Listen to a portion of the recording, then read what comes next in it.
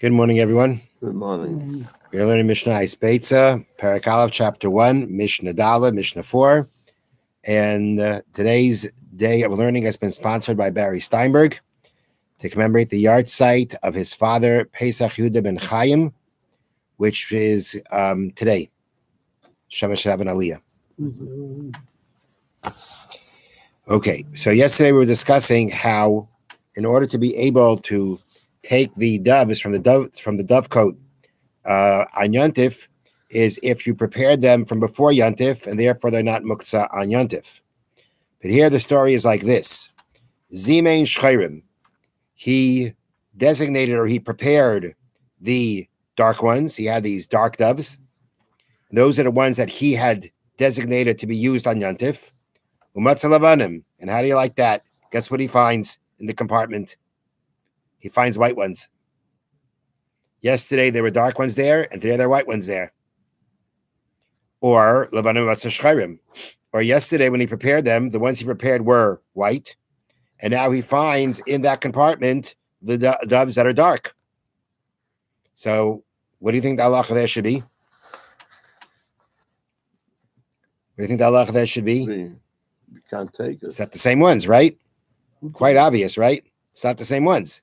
If yesterday they were white and today they're dark, right? They didn't turn dark overnight, so it must be different ones. Okay. Now let's say the case is like this: Shnayim, yesterday before Yontif, when he designated them, there were two of them there. Where he had, designated those birds. Umatza Shleisha, and guess what?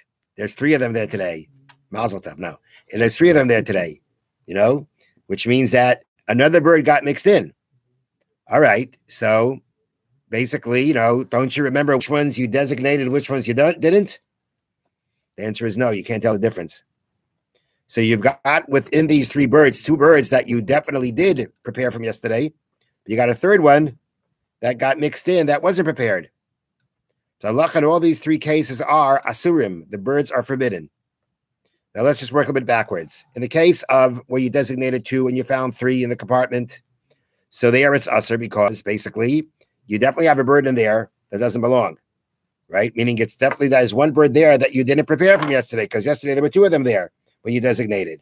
There's a bird in there now that you didn't designate. And if you can't tell which one is which, right? So I don't know. Am I using the permissible one? Am I using the one that I designated as not muktzah? Or is this the one that is muktzah? And therefore, being that I don't know which one is which, it's forbidden. Now, as they point out here in the notes, there are times where we would say that in this kind of a case, or a similar kind of a case, you have three birds here, right? We know two of them are for sure permissible, because two of them you did designate yesterday. So they're the majority. The minority is the one you didn't designate.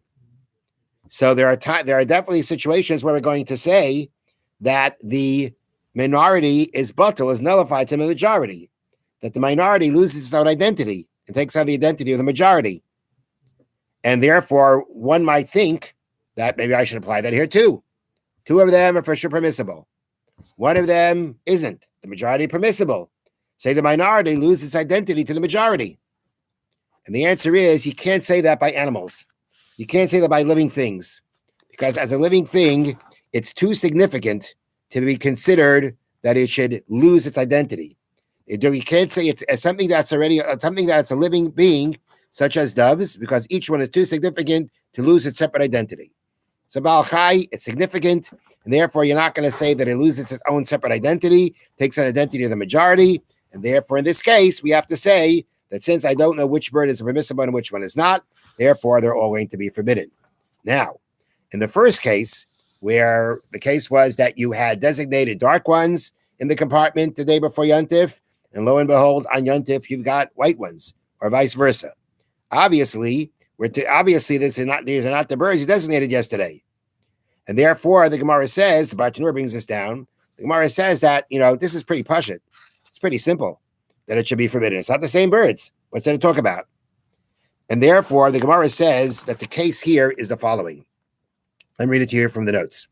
The case here is that actually before Yontif, You designated both.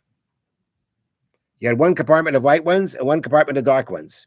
And you went and before Yontif and you designated both of them. Okay.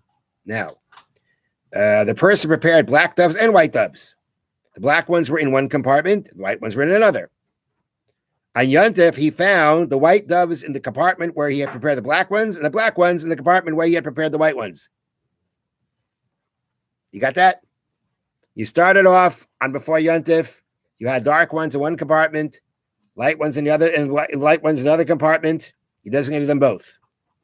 On Yontif, you go back there and you find the dark ones in the compartment where the white ones were, and the white ones in the compartment the dark ones were.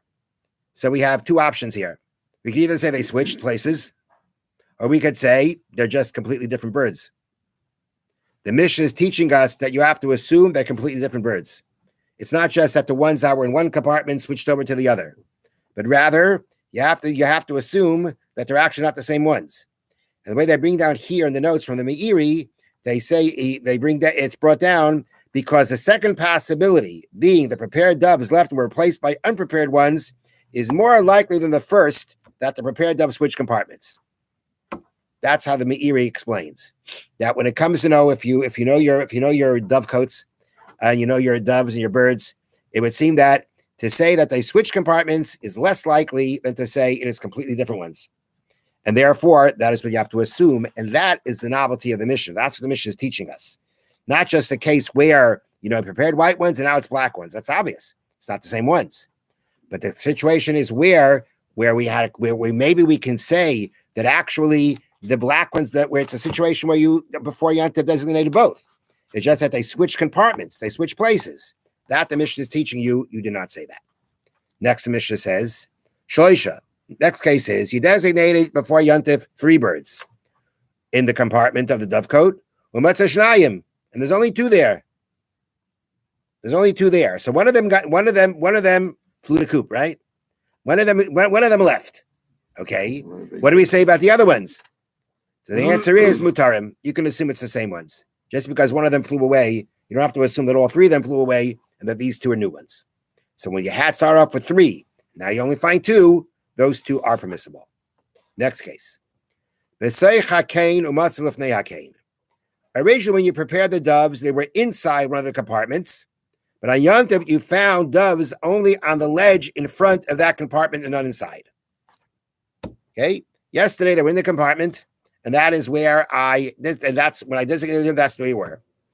And now, what happens is, the next day on Yontif, I don't find them inside the compartment. They're on the ledge outside.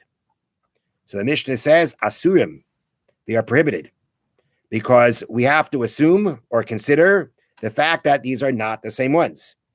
Okay, they explain it like this. Either the prepared doves had stepped out to the ledge in front of their compartment, going to get some fresh air, right? Or they had left the compartment altogether and other unprepared doves are now on the ledge. And the Mishnah is saying you should assume the second possibility more than the first.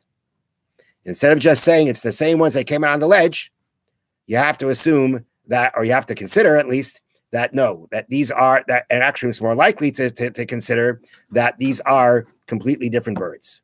Now, at the same time, the Mishnah says, let's say before Yontif, when you prepared these birds, these were the only birds in the dovecote. There were no other birds. This is it.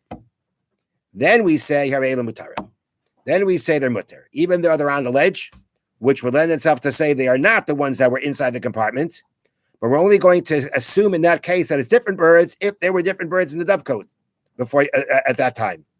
But if let's say they're the only ones that are there, they're the only birds in this whole dovecote, then you can assume that they are the same ones. So that's what Mishnah means. And if let's say there are no doves, there were no doves in the entire dovecote before Yontif except these. And this is it. This is what you're finding. They're just on the compartment on the outside. They're permissible. You can assume that they are the same ones. Now, Ratanura points out something very interesting. And he says like this. The Mishnah said, if there were no other dovecotes in this, no other doves in the dovecote other than these, they're okay.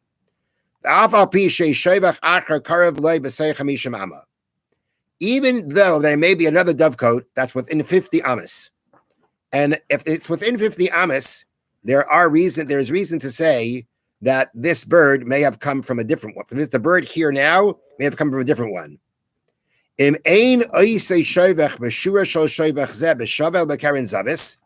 that other dovecote is not in the same row as this one, we're not going to say that from that dovecote that was closer by, they came from there. Meaning, maybe we should say, Mishna said, if there are no birds in the dovecote, then these were the ones from yesterday. Maybe not. Maybe these are not the same ones because there's a dovecote not too far away. Now, 50 amas sounds kind of far, but apparently for these doves, it's not. And therefore, it's about 100 feet away. So, why not say that the birds came from there? You tell me if there would be dovecotes in this, and there are other doves in the dovecote, then we would say, okay, it's a different bird. But when we say that it's the only ones that are there, it must be them. Why? Maybe they came from a different one. From a different one that is within the distance that we would say that it could come from there. So the answer is, it really depends.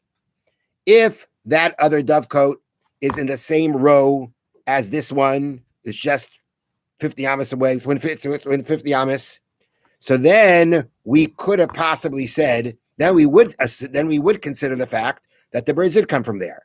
But if it's, let's say, not in the same row, it's pulled back, not in the same row, it's behind it, in front of it, it's not in the same row, then we would not assume that it came from a different dovecote. Why? The birds we're talking about here, as we mentioned yesterday, are birds that cannot fly yet. They can hop around, right? And they can wander around by hopping around, but they don't fly yet. And therefore, if we're talking about birds that don't fly, but rather they just hop around, they're only going to wander off into another dovecote that is in the same row as from where they came from. Listen to this one. That these birds, when they're wandering, if they can turn around and see their original one, they'll wander. But if they can't see it because they're on the same row, they're not going to do it. So therefore, when our Mishna says that if they're the only ones there, you can assume these were the only birds in the dovecote yesterday. So now today you can assume they are the same ones, even though they're on the ledge. That is only when you either have the next dovecote to there is more than 50 amas away, or even if it's within 50 amas, but if it's not in the same row, then you don't assume that came from somewhere else. But it's within 50 amas and in the same row, then you would have to consider that it came from somewhere else, and then they would be forbidden. Have a wonderful day and a wonderful Shabbos. I think it's